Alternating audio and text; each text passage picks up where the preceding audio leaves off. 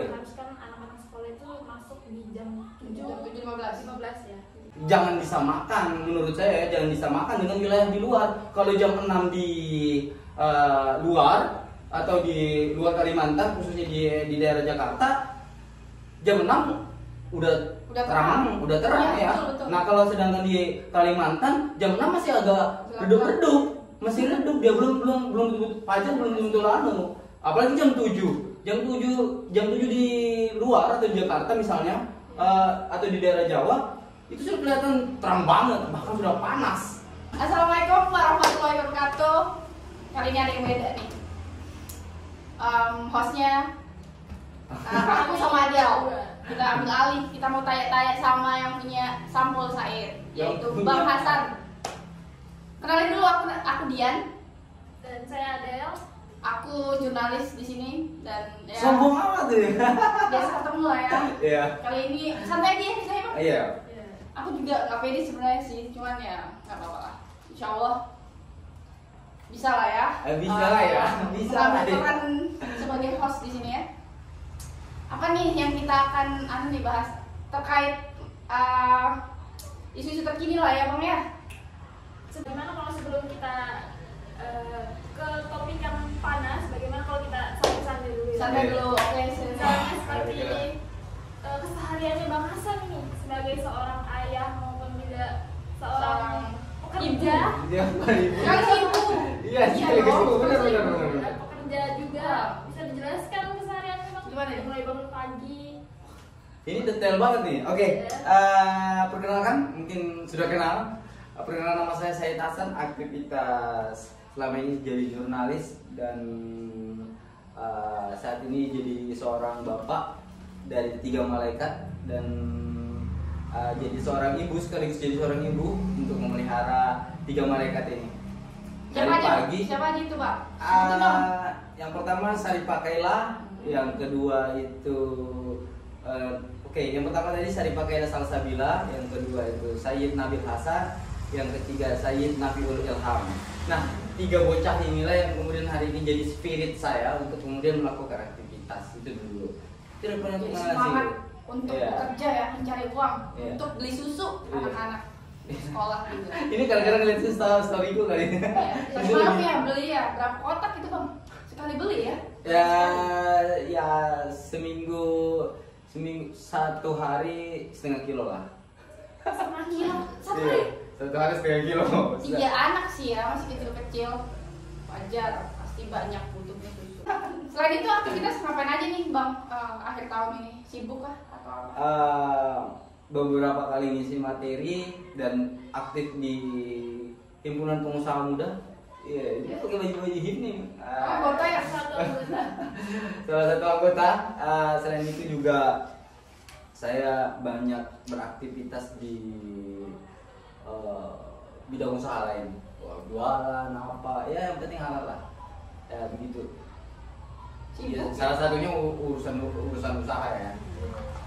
Menyibukkan diri lah ya untuk Bukan ya, karena ada susu yang harus diperjuangkan. ada susu yang harus diperjuangkan. Ada susu yang harus diperjuangkan. Siap. Susu formula ya? Iya. Oke. Nggak apa-apa. Ya kan aku beli susu formula buat anak-anak saya. Oke. Agak sedikit. Apa yang mau tanya? Langsung aja nih, kita mau tanya sama hostnya Sampul Said ya. Dan saya bukan hostnya kan di sini. Oh iya, apalagi kan kita ini ibu kota negara ya. Apa daerah kita udah ditunjuk sebagai Serambi, bukan Serambi, ya Serambi juga program baru ya. Program baru. Nah, menurut Bang Hasan ini gimana nih menghadapi apa namanya perpindahan ibu kota di sini? Ya, ini ibarat, saya pernah ngomong ini sebetulnya, ini ibarat apa ya, durian runtuh yang kemudian hari ini mesti kita siap tangkap ya,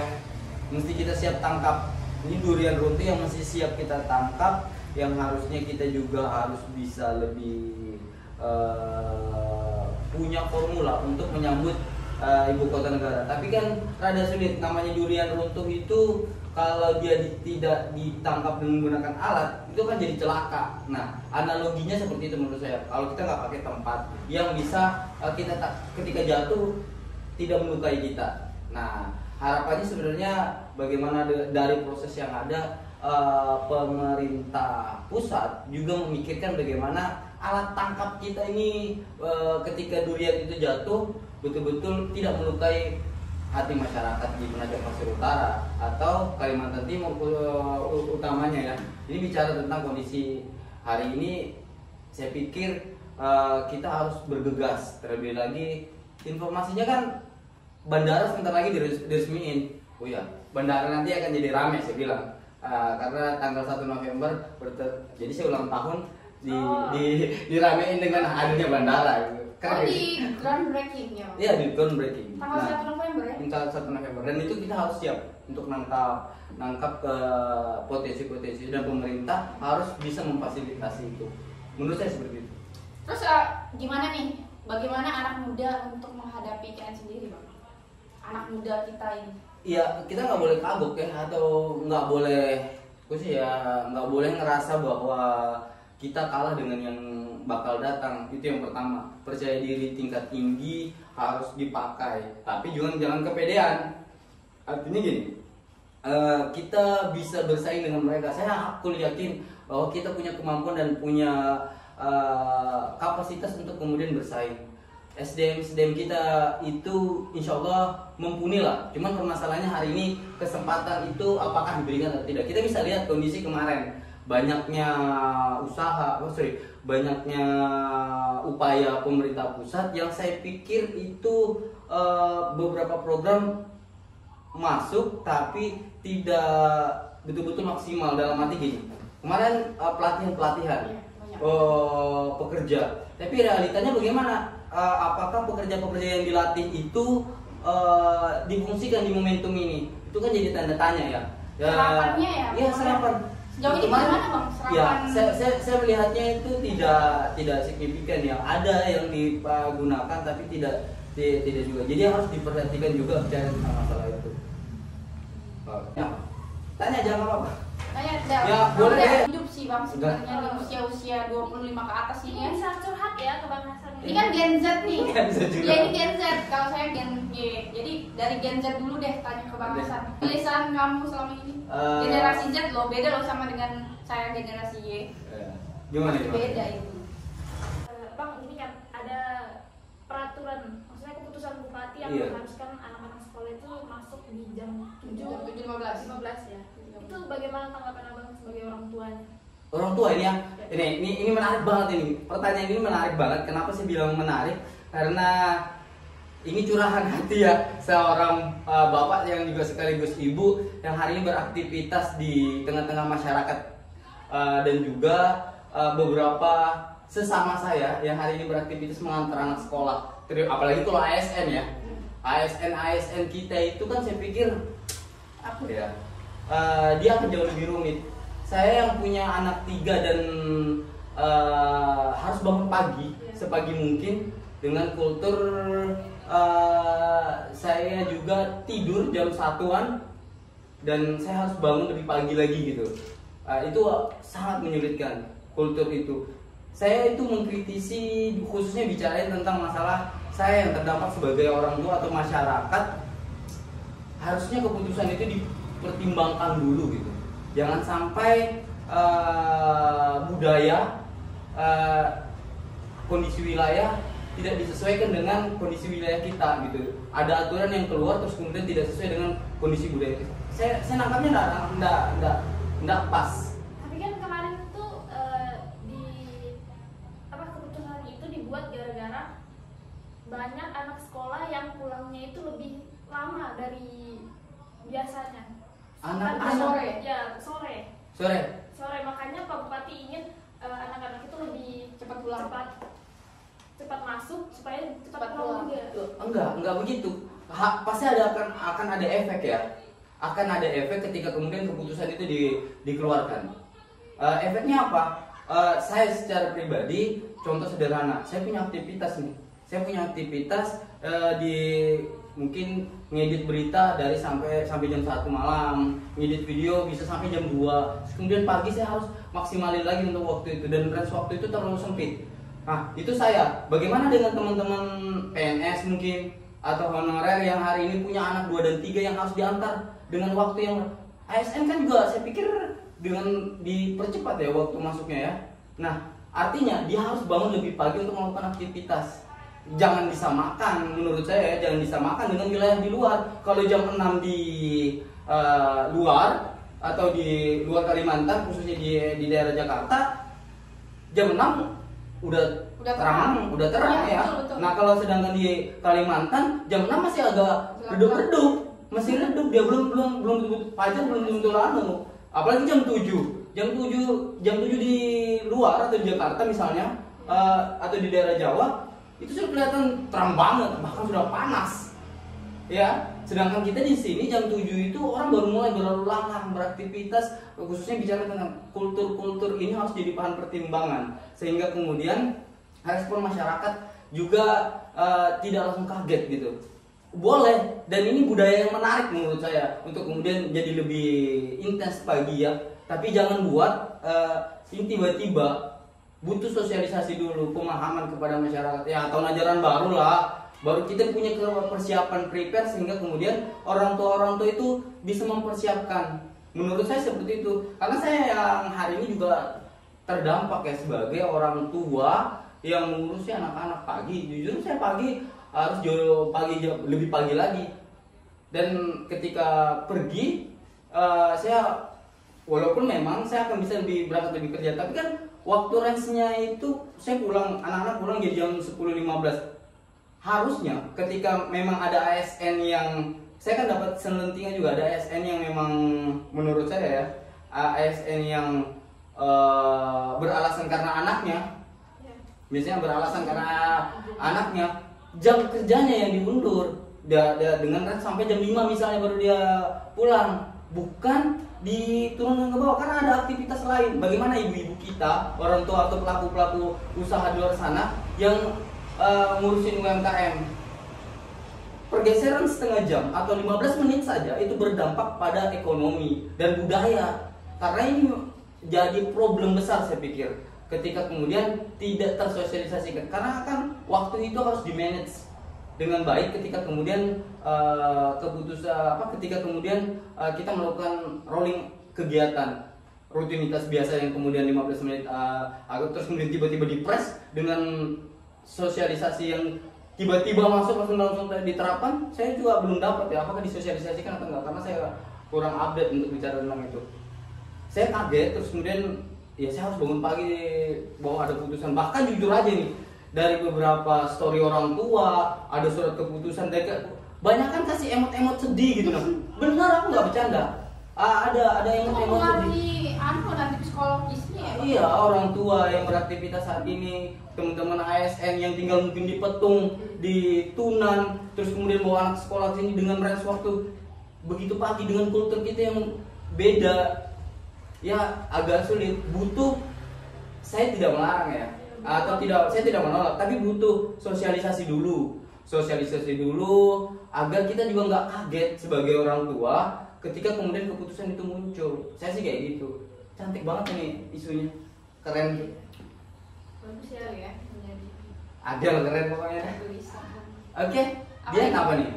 Kalau aku nih mau tanya terkait dengan ini bang, kita ini sering membandingkan keberhasilan orang atau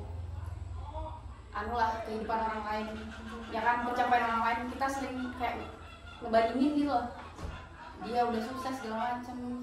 Itu selalu ada lah di pikiran orang-orang ya. Nggak orang-orang, aku lah ya. Aku pribadi personal gitu ya. Personal gitu aku. Jadi kalau menurut Bang Hasim kayak gimana tuh? Kalau saya pikir gitu, kita itu menghakimi diri sendiri jatuhnya. Ketika kemudian kita melihat bahwa orang sudah sukses, aku belum. Padahal indikator sukses itu sebenarnya bukan bicara seberapa banyak materi yang kamu hasilkan, tapi seberapa nyaman dan tenang kamu ketika melakukan sebuah aktivitas. Itu yang paling pertama yang saya pahami ya. Ketika kemudian kita udah bisa lebih tenang, nilai sukses itu kita nggak pernah tahu. Orang yang banyak duit di luar sana itu tidak setenang kalian yang hari ini beraktivitas sebagai jurnalis. Bisa aja yang konglomerat banyak uangnya di sana udah mikirin juga utangnya, masalahnya jauh lebih rumit. Lah kita nggak bisa loh, banyak loh artis-artis bahkan orang-orang yang kaya raya tiba-tiba bunuh diri. Kalau seandainya materi, kenapa dia mesti bunuh diri dengan penatnya yang di kepalanya? Artinya memang menurut saya kebahagiaan itu saya sukanya sih dengan bahasa kata-kata anak muda sekarang itu kan dia berupaya untuk jadi orang yang jadi bebas finansial. Nah, konsep bebas finansial itu nggak akan kita temukan kalau menurut saya. Kenapa? Karena kita nggak akan pernah merasa bebas finansial. Nanti dapat satu mau lagi satu, mau mobil satu mau mobil dua, mau motor satu mau Matic, iya, mau habis Matic mau beli Vespa Matic misalnya gitu ya. Nah, begitu juga dengan materi-materi yang lain. Ya konsepnya lebih ke syukur sih. Saya nangkapnya lebih bersyukur. Kalau kita pandai bersyukur maka kita akan jauh lebih tenang. Nah, karena nggak akan ada habisnya. Apa? Benar sih. Iya karena ya kita juga harus paham ya. Bahkan gini ya, seumuran kita ditanya dengan kapan nikah itu kan juga kadang jadi polemik di kepala kita ya. Iya. Apalagi di umur-umur begini ya. Umur seperti apa ya? Iya siap. Oke, enggak, umur 25 ke atas lah. Iya, itu udah jadi apa namanya? Overthinking. Kaum milenial ya. Generasi milenial nih. Oh ya, saya bilang gini, kalau ada yang pas lebaran nih. Pertanyaan itu paling menakutkan gitu ya. Atau paling serangnya. Jadi sebetulnya gini, menurut saya kalau ada yang tanya bicarain tentang kapan kamu menikah, sama halnya dia sedang bertanya kapan kamu mati gitu ya. Karena nikah itu ya kita bicara tentang jodoh itu Tuhan punya. Cuman kita, yang jadi pertanyaan itu sebenarnya sejauh mana ikhtiar kita gitu. Itu yang paling utama. Apakah kita punya ikhtiar menuju itu atau tidak? Nah, jangan sampai kemudian orang bertanya dengan kita karena tidak melihat upaya kita berikhtiar di situ. Karena kan ini dunia ini butuh rekayasa seperti biasanya yang orang mesti lihat dengan mata telanjang gitu ya. Itu yang kemudian hari ini jadi indikator. Ya kalau bisa publish lah. Ya, jadi jangan jadi orang tahu bahwa ya di keluarga walaupun nggak mesti di media sosial ya. Publish apa ini bang? Publish kalau kamu punya cowok misalnya, sehingga keluargamu tidak punya pandangan bahwa kamu tidak punya upaya untuk kemudian punya pasangan. Begitu juga teman-teman yang di sana saya pikir kayak gitu sih. Terlepas bicara tentang jodoh ya kita nggak tahu ya, itu Tuhan yang punya hak prerogatif Tuhan.